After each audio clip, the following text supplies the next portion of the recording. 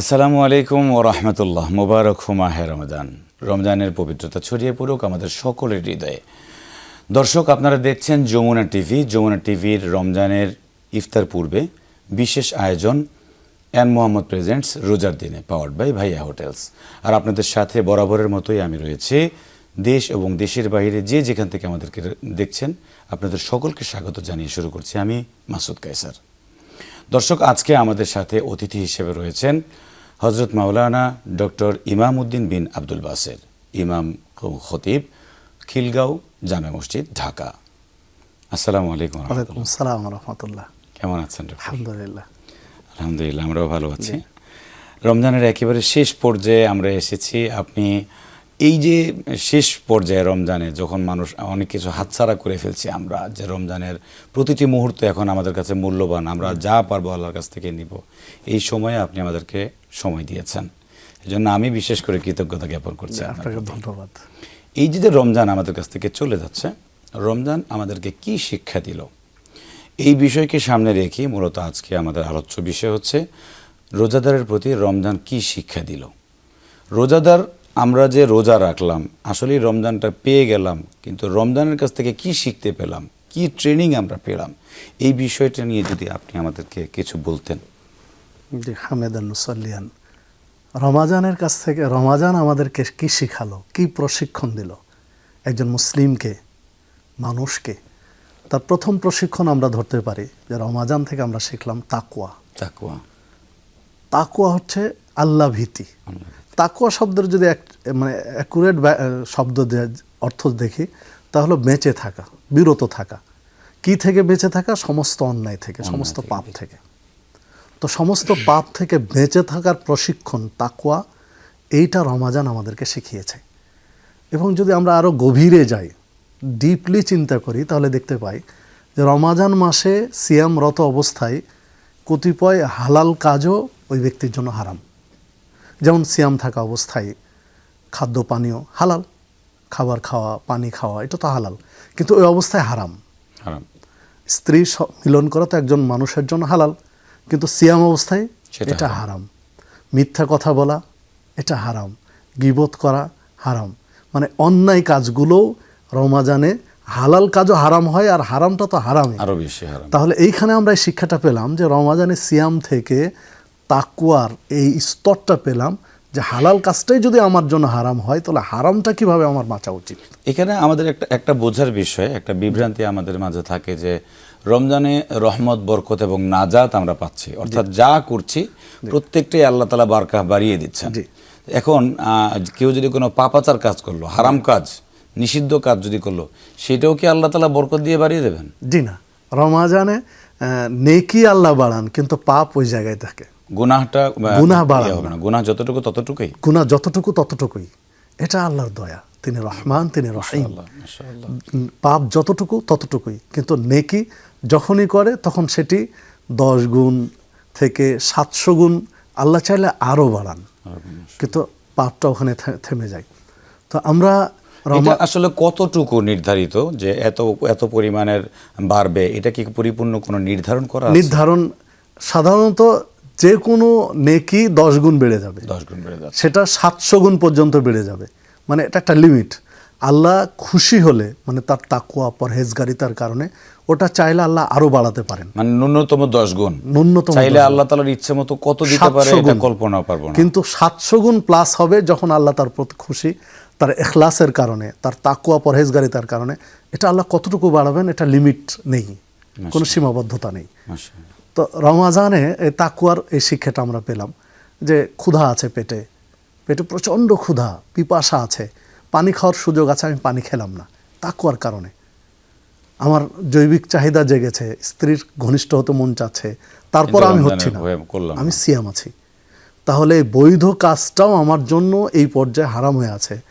রমাজান পরেও বা আমি তো এই শিক্ষাটা কাজে লাগাতে পারি যে আমি সুদ খাবো, আমার জন্য তো এটা হারাম।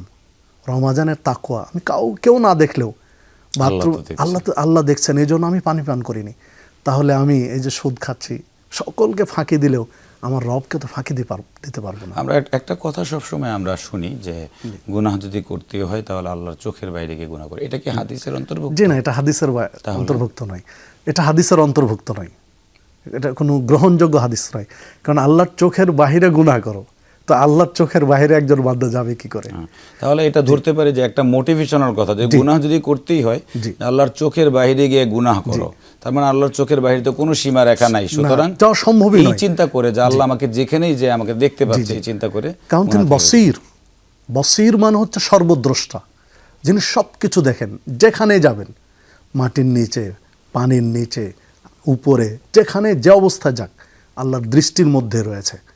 তিনি বসির, বিধায় আল্লাহর চোখের বাহিরে গিয়ে তো গুনাহ করার সুযোগ নেই। তো এই তাকওয়ার শিক্ষা, প্রশিক্ষণ আমরা রমাজানে পেয়ে থাকি। রমাজানে আমরা পেয়ে থাকি ধৈর্যের শিক্ষা, সবর। একজন মুসলিমের জন্য সবচেয়ে বড় বিপদ মোকাবেলা করার হাতিয়ার হচ্ছে সবর, ধৈর্য, যেটা আল্লাহ রাব্বুল আলামিন সূরা আসরের মধ্যে বলেছেন, ওয়াতাওয়াসাবিল হক ওয়াতাওয়াসাবিস সবর। ধৈর্যের মাধ্যমে মানে আল্লাহর সান্নিধ্য লাভ করা যায়। এই ধৈর্যের প্রশিক্ষণ রমাজানে আমরা পেয়ে থাকি। পড়ন্ত বিকেলে এসে কখনো জোহর পরে বা আসর পরে কোনো কোনো সিয়ামের অনেক ক্ষুধা লেগে যায়, কোনো কারণে হয়তো বা সাহারি বেশি করা হয়, টিকতে পারছে না, তারপরও একজন ব্যক্তি সুযোগ থাকা সত্ত্বেও সিয়াম ছাড়ে না, যে না আর একটু ধৈর্য ধরি, আর 2 ঘন্টা পরে ইফতার করব। এই যে সবর, ধৈর্য ধরা। স্ত্রী পাশে রয়েছে, তারপরে সবর করছে যে থাক সিয়াম আছে, ইফতার পর্যন্ত আমাকে ওয়েট করতে হবে ঘনিষ্ঠ হতে হলে। তো এই যে সবর, ধৈর্য, এই ধৈর্যের প্রশিক্ষণটা আমরা সিয়াম থেকে পেয়ে থাকি রমাজান বিষয়ে। এখানে আমরা যারা বুঝের মানুষ, আমরা যারা বুঝতে পারি, আকলমান বালেগ মানুষ, তাদের ক্ষেত্রে একটা, আর ছোট বাচ্চা যে নতুন মাত্র শিখছে রোজা রাখার জন্য, মাত্র সে প্রস্তুত হয়েছে, তারা অনেক সময় দেখা যায় যে রোজা রাখতে গিয়ে এই দুপুর বেলায় তার একটু ক্ষুধার্ত অবস্থা বা ক্লান্তি চলে আসছে, তখন বাবা মা বলে ঠিক আছে, তা এত বেশি রাখতে হবে না, তুমি রোজা ভেঙে ফেলো। এই ক্ষেত্রে এটা কতটুকু যৌক্তিক বা অযৌক্তিক?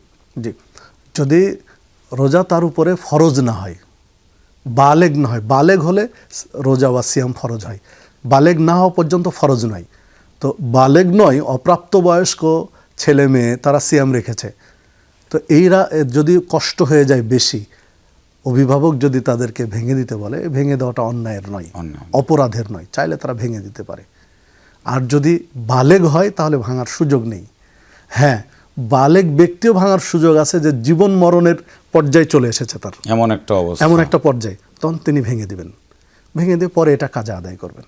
কারণ অনেক সময় দেখা যায় যে ছোট মানুষ বালেগ হয়েছে মাত্র, শরীর স্বাস্থ্য হয়তো তেমন একটা পরিপক্ক না, এখন সে হয়তো জ্বরে আক্রান্ত হয়েছে বা কোনো অসুখে আক্রান্ত হয়েছে, তারপরেও সে তার আবেগ থেকে শিক্ষা এমন পেয়েছে যে রোজা রাখছে।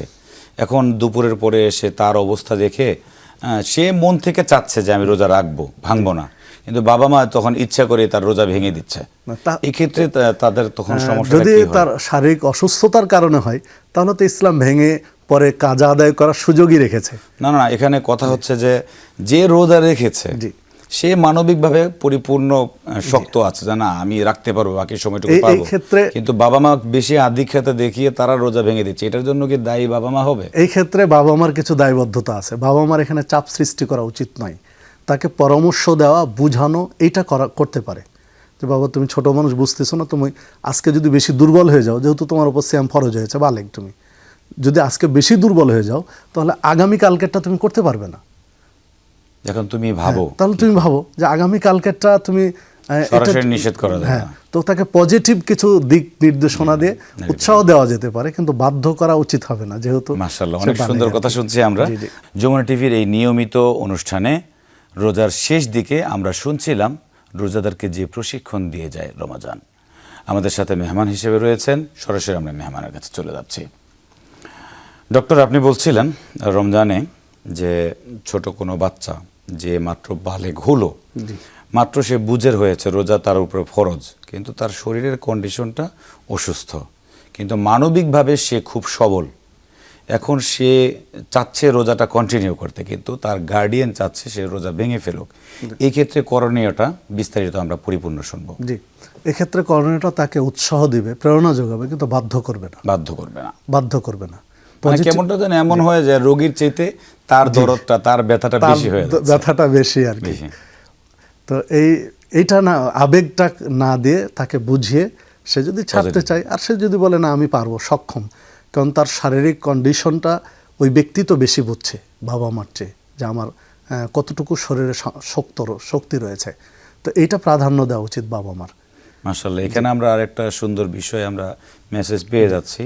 আল্লাহ তাআলা যেহেতু বলেছেন উদু ইলা সাবিল রাব্বিকা বিল হিকমা, বাবা মাও চাইলে তার সন্তানকে এই যে একটা পজিটিভ মেন্টালিটি দিয়ে কথা বলছে, এটাও একটা দাওয়াতের মধ্যে পড়ে গেল। দাওয়াতের মধ্যে পড়ে, হিকমতের সাথে দাওয়াত দিবে। রমাজানে আমরা আরেকটা শিক্ষা পেয়ে থাকি, সহমর্মিতা বা ভ্রাতৃত্ববোধ। রমাজান মাসে অনেক ব্যক্তি, মুসল্লি নতুন করে বেড়ে যায় মসজিদে, প্রত্যেকটা মসজিদে পায়ের সাথে পা মিলিয়ে বা পাশাপাশি দাঁড়িয়ে, বা এই যে মসজিদে এসেছি পরস্পরে মুসাফা করছি, কথা বলছি, হাস্যোজ্জ্বল, এই যে ভ্রাতৃত্ববোধ, এই ভ্রাতৃত্ববোধটা আরও জাগ্রত হয় রমাজান মাসে। পরস্পরের মধ্যে ভ্রাতৃত্ববোধ আসে, সহমর্মিতা বাড়ে, পরস্পরের মধ্যে সহযোগিতা করার মানসিকতার প্রেরণাটা রমাজানে বেড়ে যায়। একজন আরেকজনকে ইফতার করানো, অন্য 11টি মাসে একজন মানুষ আরেকজন মানুষকে এইভাবে মানে দাওয়াত দিয়ে খাওয়ার আয়োজন করে না। রমাজান মাসে যেটা করে, ইফতার আয়োজন, বহু মানুষকে ইফতার আয়োজন করে খাওয়াচ্ছে আরেকজন গেস্টকে, বা এবং এটা করাটাও কেমন যেন একটা তৃপ্তি পাচ্ছে। তৃপ্তি পাচ্ছে রমাজান মাসে। অনেক সময় দেখা যায় যে ইফতারের আগ মুহূর্ত সবাই খুব তাড়াহুড়া করছে বাড়িতে যাওয়ার জন্য, কিন্তু সবাই পৌঁছাতে পারে না, জ্যামে আটকে গেল, এমন সময় আজান দিয়ে দিল, তখন অনেক বড় ধনী ব্যক্তি যে গাড়ি ছাড়া চলতেই পারে না, সেও এসে রাস্তায় বসে পাশে যে ব্যবস্থা আছে সেখানে ইফতার করছে। মাশাআল্লাহ, এখানে আরেকটা মজার বিষয় থাকে, ইফতার বারে তো আমাদের দেশে মুড়ি, ছোলা বা এরকম কিছু আয়োজন, একসাথে সবাই মিলে মাখিয়ে খাওয়া, এটা একটা আনন্দ, একটা আলাদা আনন্দ। এবং এটা মানুষ, একজন মুসলিম আর একজন মুসলিম যে সাম্যের ধর্ম ইসলাম, এই সাম্যের ধর্ম এখানে মানে ফুটে ওঠে। একই গামলায় দেখেন একজন শিল্পপতি, একজন সাধারণ ব্যক্তি একই মুড়ি মাখানো খাচ্ছে, একই কোনো দ্বিধাবোধ করে না, বরঞ্চ আরো আনন্দবোধ করছে। ইসলাম যে সাম্যের ধর্ম, এই সাম্যটা একদম স্পষ্ট ফুটে ওঠে। তো এই যে সহমর্মিতা, পরস্পরের মধ্যে ভ্রাতৃত্ববোধ, এই যে সময়টা বিশ্লেষণ আপনি করলেন, এটা মানে আমরা কোথাও কোনো দল মত নির্বিশেষে, কোনো ধর্মও না, অন্য কোনো পরিস্থিতিতে কখনো এরকমটা পাওয়া যায় না। এটা কোনো মুহূর্তে ইফতারের আগ মুহূর্তে এই যে পরিস্থিতিটা হয়, এবং খুব আনন্দময় একটা আনন্দ, কোনো ধরনের এখানে দ্বিধাবোধ কাজ করা বা সংকীর্ণতা আসেই না মনের মধ্যে, প্রফুল্ল চিত্তে সবাই একসাথে ইফতার করা। আমার হঠাৎ মনে পড়লো, গতকালকে না, গত 2-1 দিন আগে আমি ইফতারের আগ মুহূর্তে বাড়িতে যাওয়ার জন্য খুব দৌড়াদৌড়ি করছি, ড্রাইভ করছি। তো টোল প্লাজায় যখন গেলাম, তার আগ মুহূর্তে আজান দিল। তো টোলে যাওয়ার পরপর আমি যখন তার টোলের বিল দিব, টাকা বের করছি, লোকটা আমাকে বলছে, ভাই টাকাটা না হয় পরে দেন, আগে গলাটা ভিজান। মানে আমার মনটা ভরে গেল তার কথাটা শুনে। এই লোকটা, আমি পানি নিচ্ছি তার কাছ থেকে, সে আমাকে জোর করে ফ্রুট খাইয়ে দিচ্ছে, আর একটু আপনি কিছু নিয়ে যান, একটু খেয়ে যান। অন্য কোনো মাসে পাওয়া যায় না, অন্য কোথাও কিন্তু রমাজানে পাওয়া যায়, পাচ্ছি না, যেটা রমজান। একজন ব্যক্তির মাত্র 2টা খেজুর আছে, দেখেন পাশে আরেকজন ব্যক্তি আছে, ইফতারের সময় হয়েছে, উনি একটা দিয়ে দিচ্ছেন, একটা দিয়ে হলো আরেকজনকে খাওয়ায়, উনি একটা দিচ্ছেন, একটা দিয়েছেন, এবং তৃপ্তি পাচ্ছেন। এটা তো এই ভ্রাতৃত্ববোধ এবং সহমর্মিতা, এই শিক্ষাটা আমরা রমাজান মাসে পেয়ে থাকি। এটা যদি আমরা সারা বছর কন্টিনিউ করতে পারি, তাহলেই তো আমরা সফল। আমাদের সমাজ ব্যবস্থা এবং পারিবারিক ব্যবস্থা সব কিছুই মজবুত হয়ে যাবে, এবং ইসলামের উপরে চলা সহজ হবে। এই শিক্ষা আমরা রমাজান মাসে পেয়ে থাকি। রমাজান মাসে আমরা শিক্ষা পেয়ে থাকি দান সাদাকার, কারণ স্বাভাবিকভাবে রমাজান মাসে জাকাত আদায় করে মানুষ বেশি। যদিও জাকাত রমাজানের সাথে সংশ্লিষ্ট নয়, সির্ফ রমাজান মাসে জাকাত দিবে এমনটি নয়, সারা বছরই জাকাত দিবে, 1 বছর হয়ে গেছে জাকাত দিবে, কিন্তু আসলে মানুষ রমাজানে একটু আবেগটা বেশি কাজ করে, ধর্মীয় অনুভূতিটা বেশি, লাভটাই বেশি, দ্বিতীয়ত বরকতের মাস, নেকি বেশি পাওয়া যায়, বেশি পাবো, যে সব মিলিয়ে রমাজান মাসে জাকাত আদায় করে। রমাজান মাসে মানুষ দান সাদাকা কিন্তু বেশি করে, মানুষকে ইফতার খাওয়ায়, বা দরিদ্র মানুষের খাবার পৌঁছে দেয়, বিভিন্নভাবে দান সাদাকাও বেশি করে। তো রমাজানে মানুষের অন্তরটা শীতল হয়, ফলে দান সাদাকা করে। এই শিক্ষাটা আমরা পেয়ে থাকি যে রমাজান দান সাদাকা করতে হবে, এই শিক্ষা আমরা রমাজান মাসে বেশি পেয়ে থাকি, এই প্রশিক্ষণটা। এটাও যদি আমরা অন্যান্য মাসে কাজে লাগাতে পারি, যে রমাজান মাসে রমাজান তো আসলে প্রশিক্ষণের মাস, যে রমাজানে আমরা যা শিখেছি এটা আমরা 11টি মাসে চলমান রাখবো, কন্টিনিউ করব। একটা জিনিস, প্রশিক্ষণটা তো তখনই হয় যে প্রশিক্ষণটা তাকে একদম প্রশিক্ষিত মানুষকেও প্রশিক্ষণ দেওয়া হচ্ছে, তার মানে সে এটা নতুন করে শিখছে এবং এই কয়েকদিন শেখার ভেতরে সেটা একটা অভ্যস্তর মতো হয়ে যায়। তার মানে রমজান মাসে একজন মানুষকে ভালো কাজের দিকে অভ্যস্ত করাটা, এটাও রমজানের একটা অনেক বড় শিক্ষা।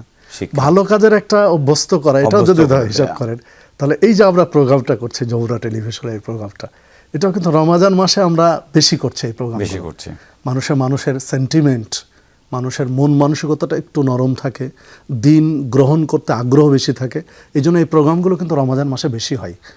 তো আপনি এই মুহূর্তে এমন একটি কথা বললেন, আপনি সরাসরি টেলিভিশনের নামটা নিয়ে আসলেন।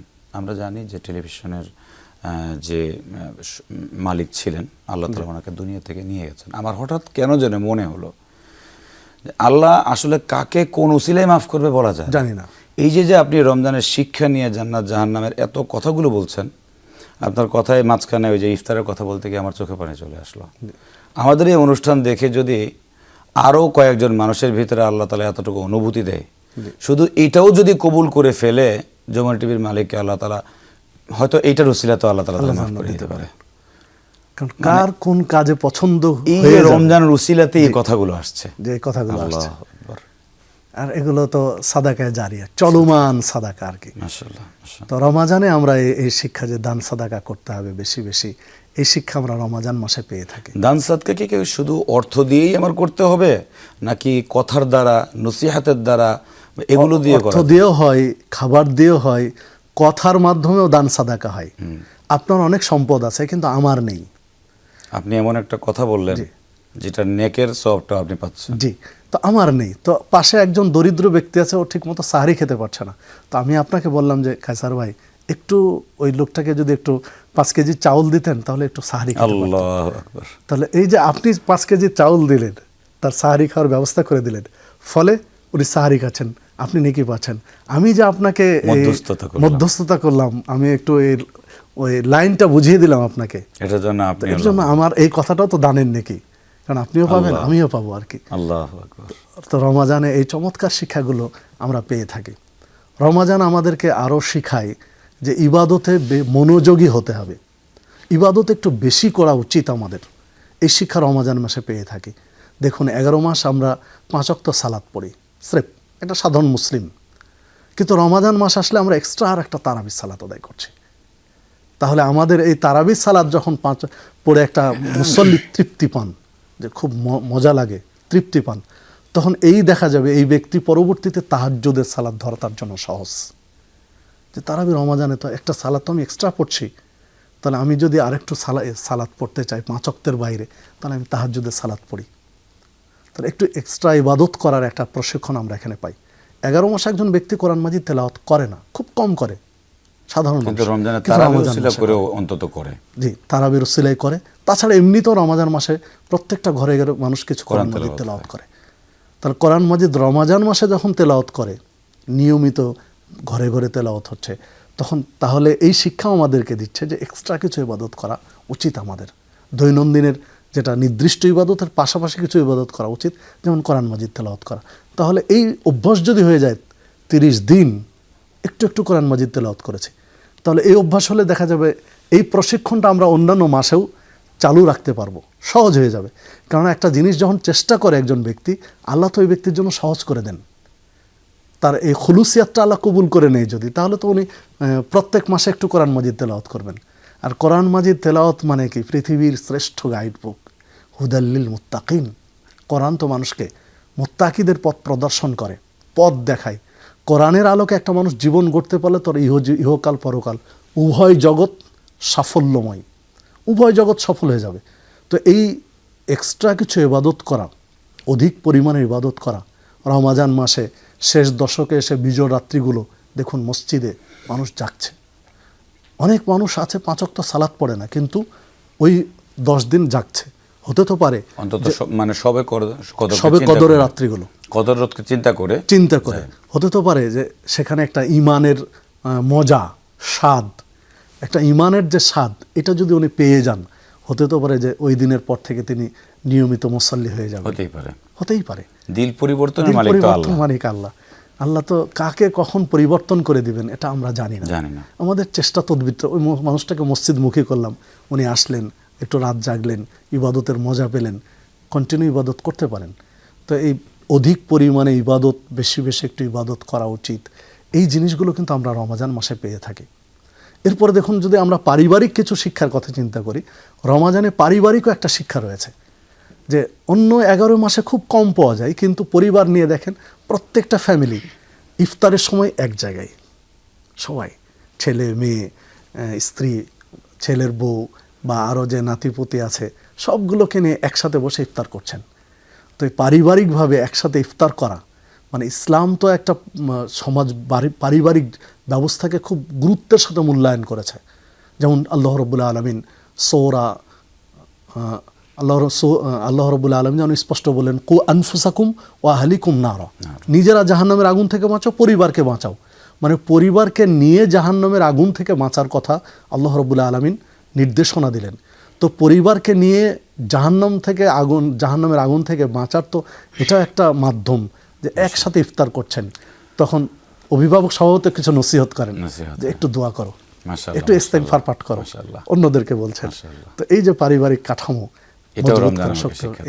এটা কিন্তু রমজান মাস। মাশাআল্লাহ, আপনাকে অনেক অনেক ধন্যবাদ। আসলে এত গুরুত্বপূর্ণ আলোচনা করছিলেন যে আলোচনা শেষ হওয়ার নয়, কিন্তু আমরা অনুষ্ঠানের শেষ পর্যায়ে চলে এসেছি। আজকের মতো এখানে আমাদেরকে শেষ করতে হচ্ছে। আপনাকে অনেক ধন্যবাদ। আপনাকে ধন্যবাদ। দর্শক, আমরা দেখছিলাম যমুনা টিভির নিয়মিত আয়োজন এন মোহাম্মদ প্রেজেন্স রোজার দিনে, পাওয়ার্ড বাই ভাইয়া হোটেলস। রমজানে যমুনা টিভির সারা মাস ব্যাপী এত দাওয়াতি অনুষ্ঠান হয়েছে, যেখান থেকে আমরা অনেক কিছু শিক্ষা পেয়েছি। আমরা দোয়া করি আল্লাহ তাআলা যেন এখান থেকে আরও অনেক বেশি দাওয়াতের কার্যক্রম সারা জীবন চালিয়ে নেয়, এই দোয়া করছি। এবং এখান থেকে রমজানের শেষ ভাগে এসে আপনাদের কাছ থেকে বিদায় নিচ্ছি। এতক্ষণ ছিলাম আপনাদের সাথে আমি মাসুদ কায়সার। আজকের মতো এখানেই অনুষ্ঠান শেষ করছি। আবারও দেখা হবে যমুনা টিভির পর্দায়, তবে নতুন কোনো বিষয় নিয়ে ইনশাআল্লাহ। আমাদের সাথেই থাকুন, ভালো থাকুন, সুস্থ থাকুন। আসসালামু আলাইকুম।